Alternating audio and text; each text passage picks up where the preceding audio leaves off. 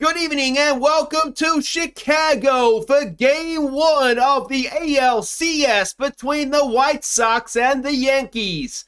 Now, the White Sox won 5 of 6 off of the Yankees in the regular season, and after sweeping the Astros in the divisional series, are heavy favorites to do the same thing to the Yankees.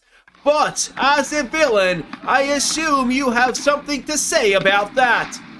No, that sounds about right, to be honest with you, mate. We've struggled against this mob all season. They have the best defense in the American League, and we can't hit a beach ball so far this postseason. So, yeah, the writing's on the wall for us. But, the Cannibal's back, so that's something.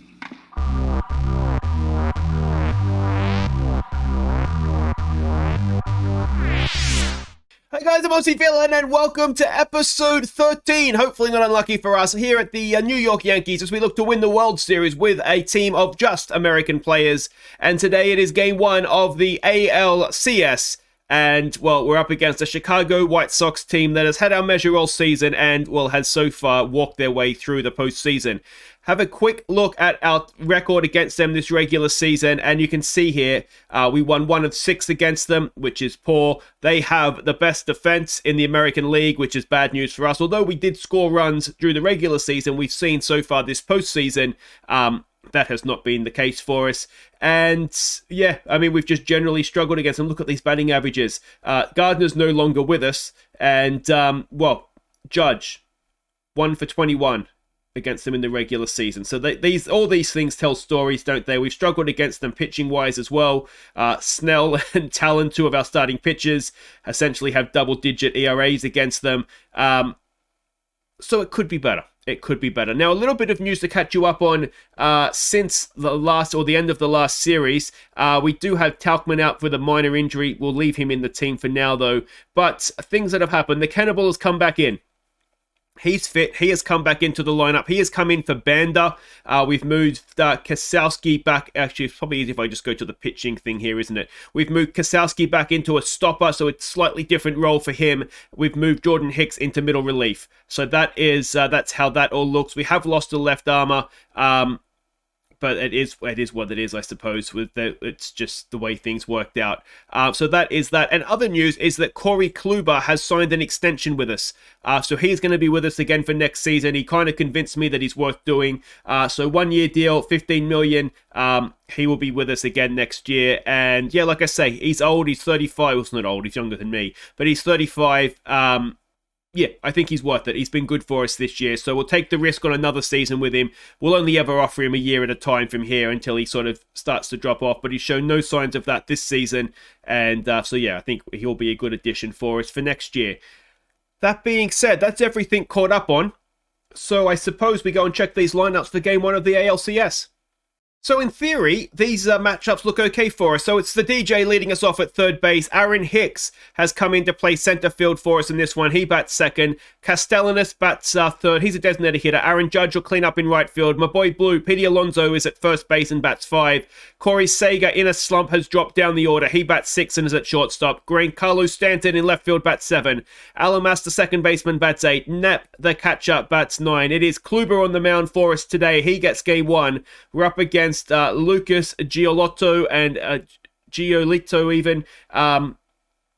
He looks quite good, doesn't he? ERA this season of this regular season for 3.11 for him. Where are we here? A whip of 118, WAR of 4.6, ERA plus of 152. He's a good pitcher that's had a good season. That may not bode well for a game 1 for us. But let's see. They play the games out not on paper, do they? So let's see how we can do here. Big apologies. There was no episode on Monday. We just had a bad baby night, and I just was incapable of sitting here and talking. So big apologies for that we've had to put this off a couple of days. But we're back now, and the DJ starts us off with a bit of a crappy hit to shortstop. Aaron Hicks into the lineup, batting 1 for 2 so far this postseason. A 2-2 pitch, and Hicks pops it up, and that should be caught in center field, and that will be 2 away. And then I'll bring up Castellanos, who is 0 for 4 so far in the postseason. Come on. Nick straight back to the pitcher, and that'll do it for the top of the first. Not much to see there from us. It brings Louis Robertson to open up the batting for them. He is batting .250 so far this postseason. Kluber on the mound for us. A 2-2 pitch. And a strikeout. What a way to start. All right, one away. In comes Moncada, who is batting .167 in the postseason. A full count and a pop-up. Now, Aaron Hicks is not the best defensively. Let's all just cross our fingers and hope he catches it, which he does. For 2 away, and it's Eloy Jimenez batting .545 so far this postseason. And he grounds it to Alamas at second, and that'll do it. Top of the first goes to plan for us. Aaron Judge will lead us off, batting .312 in the postseason, and on a hot streak. He, of course, was the MVP in the divisional series. He's just watched that one, though. That's 1 away for Pete Alonso, batting .222. Another full count. And Alonso strikes out for 2 away. And it brings Corey Seager in, batting 1 for 19 in the postseason. Officially in a slump. A 2-1 pitch. Corey Seager starts off the championship series in a bit better form, though. There's a 2-out single for him. And let's hope that continues from here as Stanton comes in now, batting 143 so far this postseason. A full count. And he watches strike 3 to end the innings. Jose Abreu comes in to lead them off, batting .250, a 0-2 pitch. He strikes out. That looked quite high, but 1 away either way. Yasmani Grandal, who's batting .400 in the postseason. It was a full count, and it's going to be a first hit of the game for the White Sox as he gets a 1-out single into center field. Andrew Vaughn now comes in, batting .364, an 0-2. He pops it up. That should be easy for Stanton in left field. Runner will stay at first, and it's 2 away. Adam Eaton now. He is 0 for 8 so far this postseason. A 1-0 pitch. He hits it well into left field, but Stanton is there. And that ends the second. Still scoreless in game 1 of the ALDS. It is Alamas, who's batting .250, which is way more than I was expecting of him. And he's popped up a 1-0 pitch, and that'll be 1 away. Alamas, of course, purely in the lineup for his defensive work. Knapp comes in, the catcher, batting 176 in the postseason. He pops it up, and that'll be 2 away as centre field makes a simple catch. And we'll go back to the DJ, who is 0 for 1 today. A 1-0 pitch. And DJ smashes it into left field for a second innings in a row, a 2-out single. We need to be getting leadoff singles, don't we? Give us more of a chance. Aaron Hicks, who's 0 for 1 today, a 3-0 pitch. Hicks walks, 2 on, 2 out.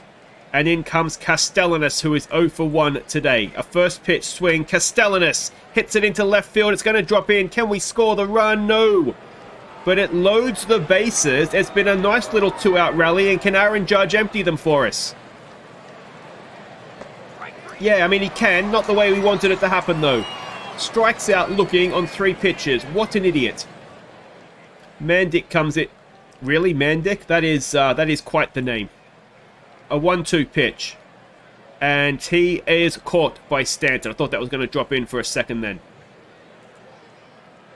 Alright, Frazier. Adam Frazier. Not, we have Clint, don't we? He's down in our Triple A's, I think. And it's a 1-out single. And hopefully not the start of something for the White Sox. They go back to the top of their order to Robert, who is 0 for 1 today. A 2-2 pitch. That's popped up. Should be catchable for Hicks. 2 away. Still with that man at first for Moncada, who is 1 for 2. No, 0 for 1. What am I looking at there? A 1-2 pitch. And that'll end the innings. Still scoreless through 3. Alonso will lead us off. He's 0 for 1. A 1-0 pitch. Come on, Petey. Alonso pops it up.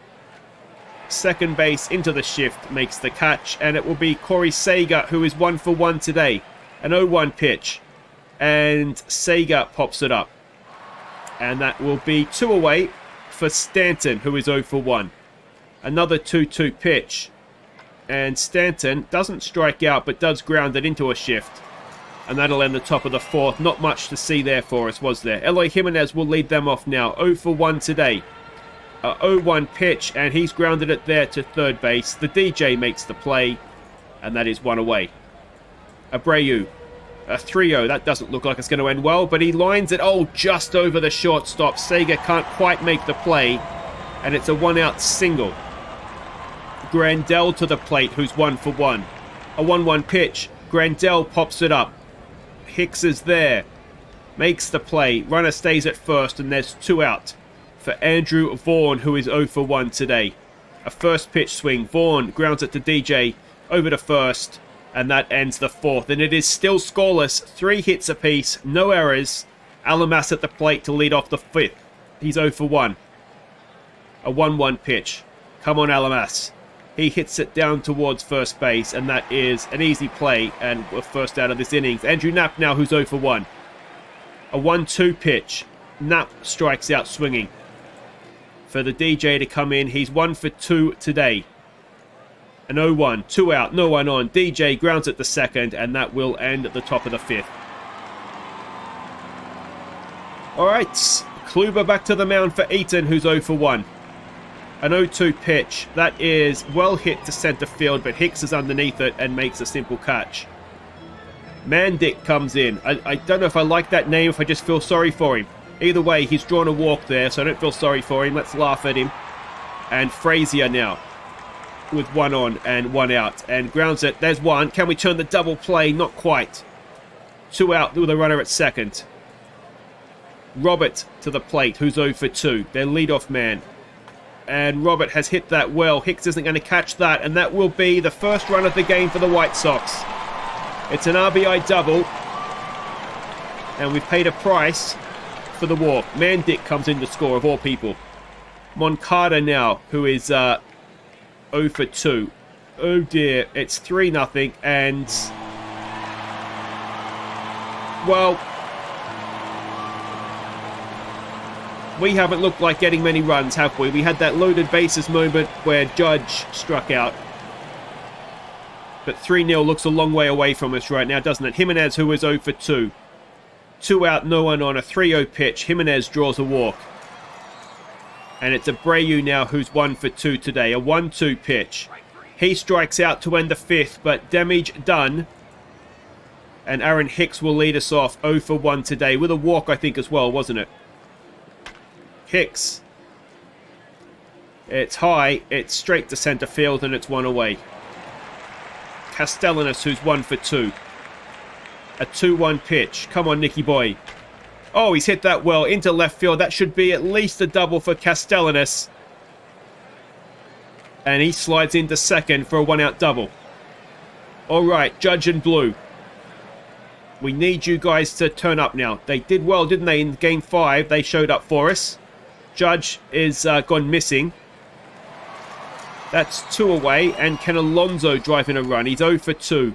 It's a full count. Come on, boy. No, he strikes out. And still we are scoreless through 6. And the bats have gone back to sleep. Nick Nelson comes on the pitch for us. He's going to face Grandel. It's an 0-2 pitch. And that is a ground out to Alonso at first and 1 away. Vaughn steps in. He's 0 for 2 today. A full count. And that should be out. Sega has it over to first. And there it is for 2 away.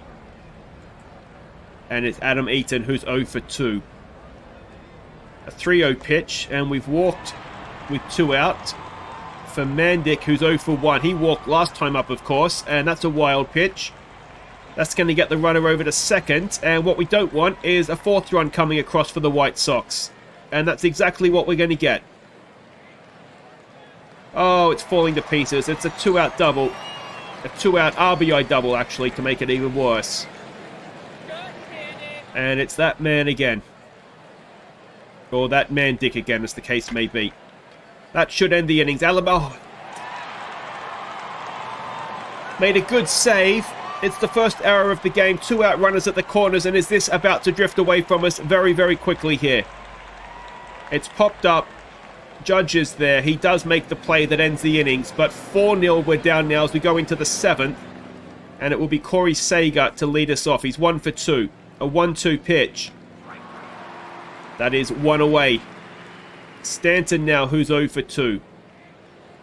A 1-2 pitch again. And Stanton again strikes out. Alamas, who's 0 for 2 today. An 0-1 pitch with 2 out, no one on. He grounds it to second. That'll end the 7th. We stretch. We're in some serious trouble here.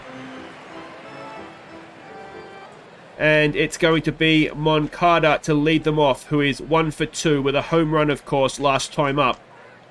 This time he strikes out. That looked very wide of the plate, did it not? Anyway, it was a swing. Eloy Jimenez, who's 0 for 2, comes in. A full count. And a walk. Jordan Hicks now will take over on the mound. He's going to face Abreu, who's 1 for 3. One out runner at first. And Hicks gives up a single into left field. 1 out, 2 on now. And this has been one of our Achilles heels all season, hasn't it? The bullpen. Hicks walks to load the bases with 1 away. What we wouldn't give for a double play. It's Vaughn, who's 0 for 3. A 1-1 pitch. And that is going to just about see off the game. It's a 2 RBI double, a 2 RBI single, sorry. It's 6-0.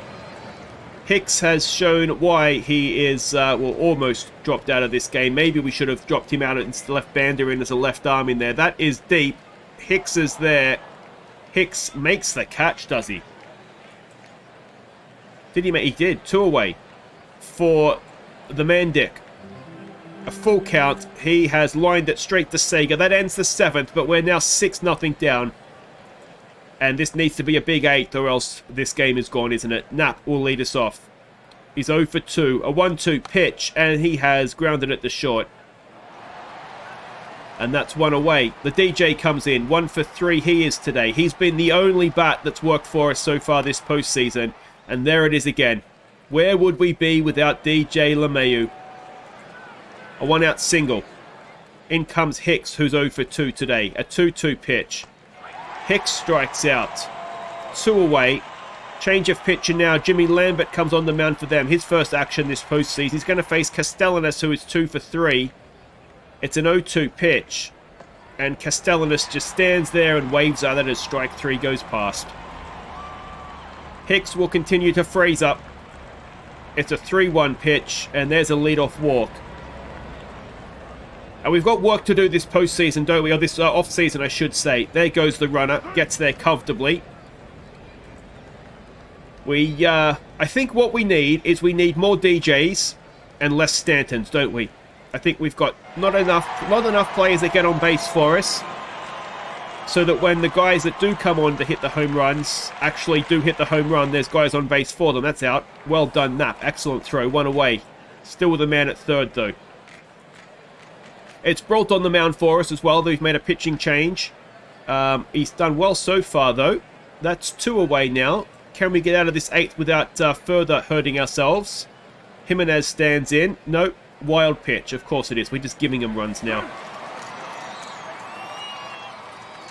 A 2-2 pitch.